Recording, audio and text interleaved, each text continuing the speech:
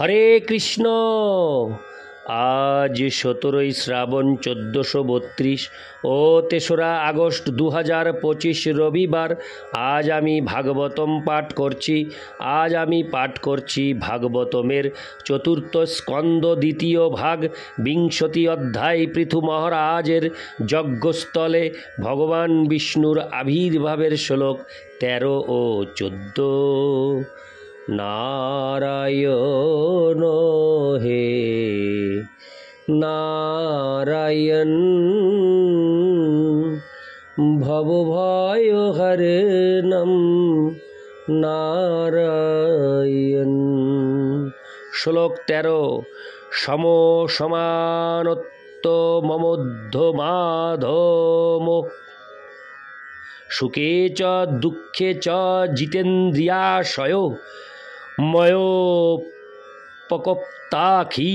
লোক সংযুত বিধ্বৎস বিরাখিল লোক রক্ষণম। অনুবাদ: হে বীর রাজা, সর্বদা সমভাবাপন্ন হয়ে উত্তম, মধ্যম ও অধম সমস্ত মানুষদের প্রতি সমানভাবে আচরণ করো।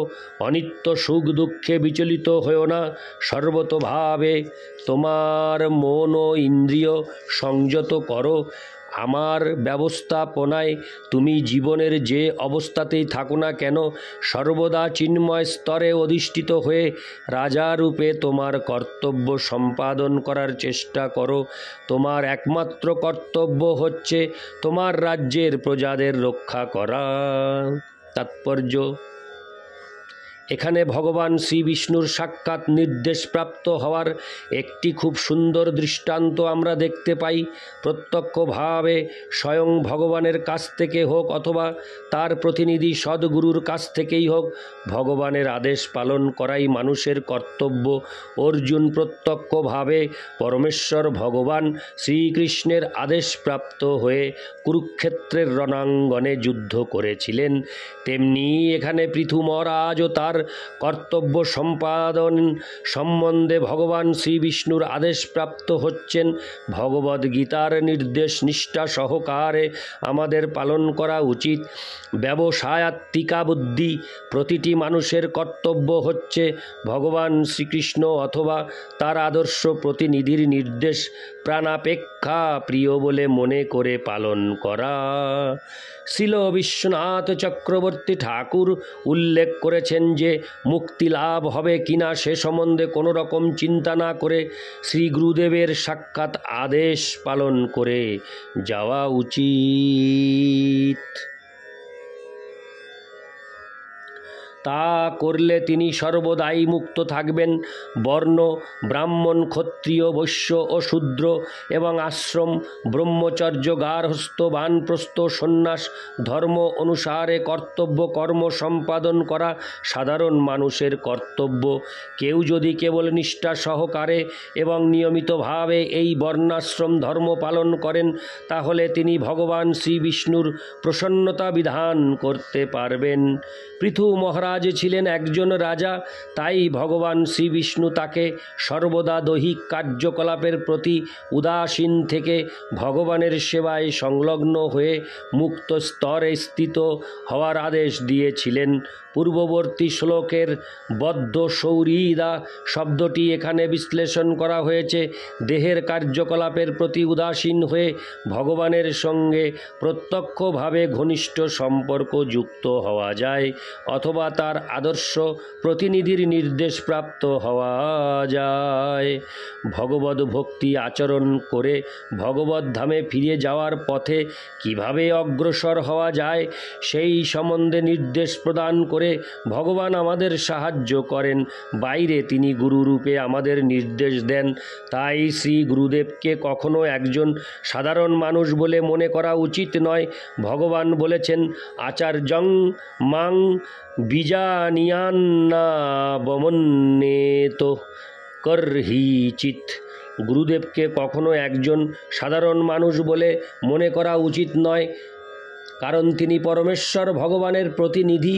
শ্রীমদ্ ভাগবত 11-17-27 শ্রী গুরুদেবকে পরমেশ্বর ভগবান বলেই মনে করা উচিত এবং কখনো তার প্রতি বিদ্বেষপরায়ণ হওয়া উচিত নয়, অথবা তাকে একজন সাধারণ মানুষ বলে মনে করা উচিত নয়।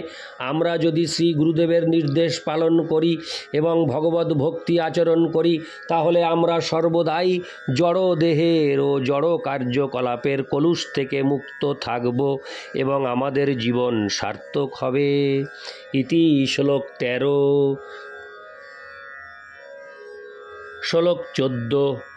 শ্রেয় প্রজা পালনমেব রাজ্ঞ যৎ সম্পরায়ে সুকৃতাৎ ষষ্ঠমংশম হর্তান্যথা ঋতপুণ্য প্রজানামরক্ষিতা করোহারহ ঘমত্তি। অনুবাদ: রাজার ধর্ম হচ্ছে রাজ্যের সমস্ত নাগরিকদের রক্ষা করা। এইভাবে আচরণ করার ফলে রাজা তার পরবর্তী জীবনে প্রজাদের পুণ্য কর্মের 1/6 ভোগ করেন। কিন্তু রাজা বা রাষ্ট্রপ্রধান যদি কেবল প্রজাদের কাছ থেকে কর সংগ্রহ করে কিন্তু তাদের যথাযথভাবে রক্ষণাবেক্ষণ করে না, হরে কৃষ্ণ, কিন্তু রাজা বা রাষ্ট্রপ্রধান যদি কেবল প্রজাদের কাছ থেকে কর সংগ্রহ করে কিন্তু তাদের যথাযথভাবে রক্ষণাবেক্ষণ করে না, সেই রাজার পুণ্যফল প্রজারা হরণ করে এবং তার প্রজাদের পাপকর্মের ফল তাকে ভোগ করতে হয়।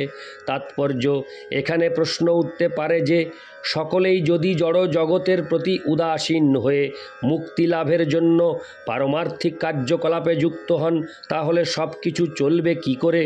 আর যদি সব কিছু যথাযথভাবে চালাতে হয়, তাহলে রাজার পক্ষে সেই সমস্ত কার্যকলাপের প্রতি উদাসীন থাকা সম্ভব হয় কি করে? সেই প্রশ্নের উত্তরে, হরে কৃষ্ণ, এখানে শ্রেয় শব্দটির উল্লেখ করা হয়েছে। পরমেশ্বর ভগবান অন্ধের মতো অথবা ঘটনাক্রমে সমাজের বর্ণ বিভাগ সৃষ্টি করেননি, যে কথা মূর্খ মানুষেরা বলে থাকে। ব্রাহ্মণ, ক্ষত্রিয়, বৈশ্য, এমনকি শূদ্রেরও কর্তব্য হচ্ছে যথাযথভাবে তাদের কর্তব্য কর্ম সম্পাদন করা এবং তার ফলে তারা সকলেই জীবনের চরম সিদ্ধি, জড় জগতের বন্ধন থেকে মুক্তি লাভ করতে পারেন। সেই কথা ভগবদ গীতায় 18:45 প্রতিপন্ন হয়েছে। সে কর্মণ্যভিরত সংসিদ্ধিং লভতে নরো। নিজের কর্তব্য কর্ম সম্পাদনের ফলে পরম সিদ্ধি লাভ করা যায়।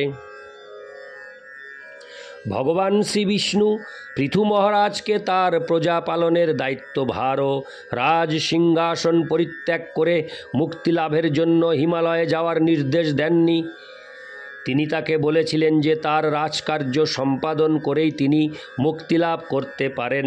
রাজা এবং রাষ্ট্রপ্রধানের কর্তব্য হচ্ছে প্রজা বা জনসাধারণ যাতে তাদের পারমার্থিক মুক্তিলাভের জন্য তাদের নিজ নিজ কর্তব্য সম্পাদন করে তা দেখা।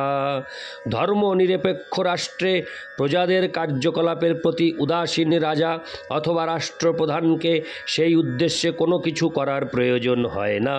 আধুনিক রাষ্ট্র ব্যবস্থায় প্রজাদের কর্তব্য কর্ম সম্পাদন করতে বাধ্য করার জন্য বহু আইন কানুন রয়েছে, কিন্তু প্রজাদের পারমার্থিক জ্ঞানের উন্নতি হচ্ছে কিনা সেই সম্বন্ধে রাষ্ট্র সরকার সম্পূর্ণরূপে উদাসীন থাকে।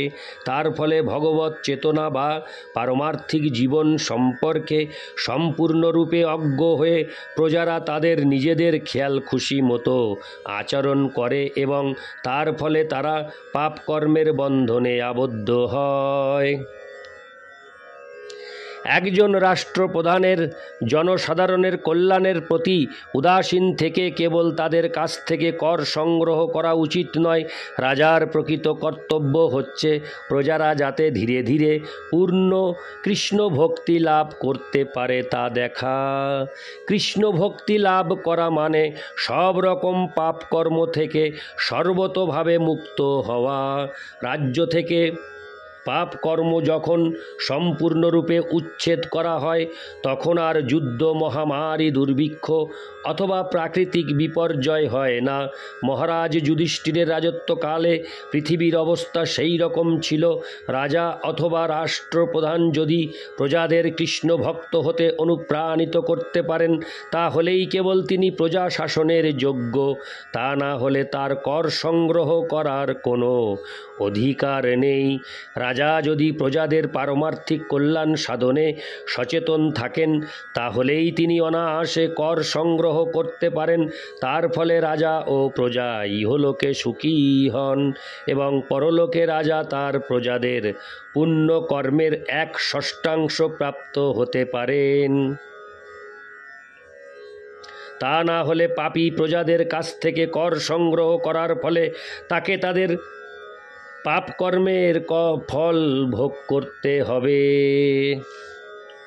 পিতামাতা এবং গুরুদেবের ক্ষেত্রেও সেই নিয়মটি প্রযোজ্য। পিতামাতা যদি কেবল কুকুর বিড়ালের মতো সন্তান উৎপাদন করে কিন্তু তাদের আসন্ন মৃত্যু থেকে রক্ষা করতে না পারে তাহলে তারা তাদের পশুতুল্য সন্তানদের কার্যকলাপের জন্য দায়ী হয়। সম্প্রতি এই সমস্ত সন্তানেরা হিপি হয়ে যাচ্ছে। তেমনি গুরু যদি শিষ্যকে পাপকর্ম থেকে মুক্ত হওয়ার নির্দেশ না দিতে পারে তাহলে তাকে তাদের পাপকর্মের জন্য দায়ী হতে হবে। প্রকৃতির এই সমস্ত সূক্ষ্ম নিয়মগুলি মানব সমাজের বর্তমান নেতাদের জানা নেই। যেহেতু সমাজের নেতারা মূর্খ এবং জনসাধারণ হচ্ছে চোর ও দুর্বৃত্ত, তাই মানব সমাজের কল্যাণ হতে পারে না। বর্তমানে সারা পৃথিবী জুড়ে রাষ্ট্র ও নাগরিকদের মধ্যে কোনো প্রকার সমন্বয় না হওয়ার ফলে এই প্রকার সমাজ ব্যবস্থার অবশ্যম্ভাবী ফলস্বরূপ সর্বত্র বিক্ষোভ, যুদ্ধ ও উত্তেজনা দেখা যাচ্ছে। ইতি শ্লোক 14। নারায়ণ হে নারায়ণ ভবভয় হরে নম নারায়ণ। হরে কৃষ্ণ।